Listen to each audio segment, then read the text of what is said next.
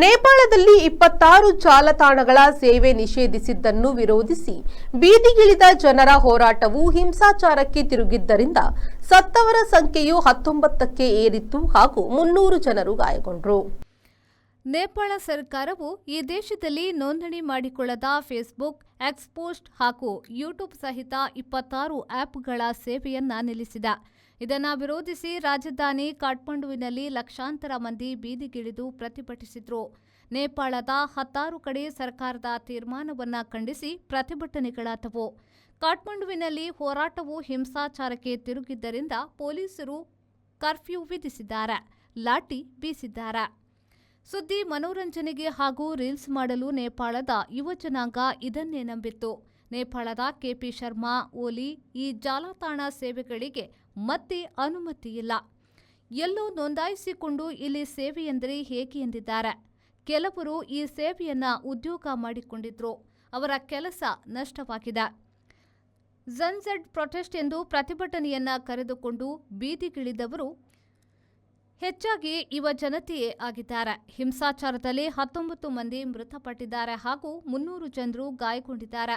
ಭದ್ರತಾ ಪಡೆಯವರೊಡನೆ ಕೈ ಮಿಲಾಯಿಸಿದ ಪ್ರತಿಭಟನಾಕಾರರು ತಡೆಗಳನ್ನು ಹಾರಿ ಬಾಣೇಶ್ವರದಲ್ಲಿನ ಸಂಸತ್ತಿನೊಳಗೆ ನುಗ್ಗಿದ್ರು.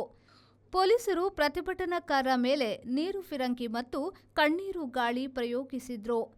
ಕಾಠ್ಮಂಡು ಆಸ್ಪತ್ರೆಯಲ್ಲಿ ಚಿಕಿತ್ಸೆ ಪಡೆಯುತ್ತಿರುವವರಲ್ಲದೆ ಇತರ ಹಲವರು ಗಾಯಗೊಂಡು ಮನೆಗೆ ಹೋಗಿದ್ದಾರೆ ಎಂದು ಹೇಳಲಾಗಿದೆ. ಹಿಂಸಾತ್ಮಕ ಪ್ರತಿಭಟನೆಯ ಕಾರಣ ನಿಷೇಧ ತೆಗೆದಿದ್ದಾಗಿ ತಿಳಿದು ಬಂದಿದೆ.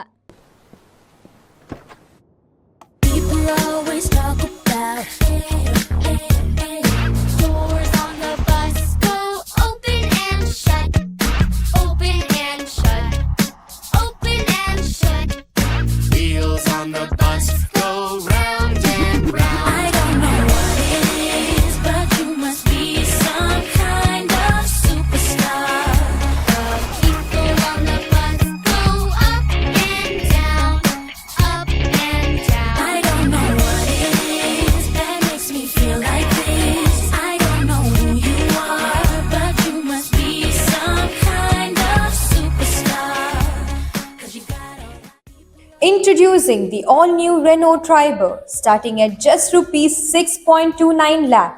Visit Renault Mangalore, NH66 Koolur, also available in Udupi, Kumta and Puttur. For more details and test drives, contact us at 7022002555.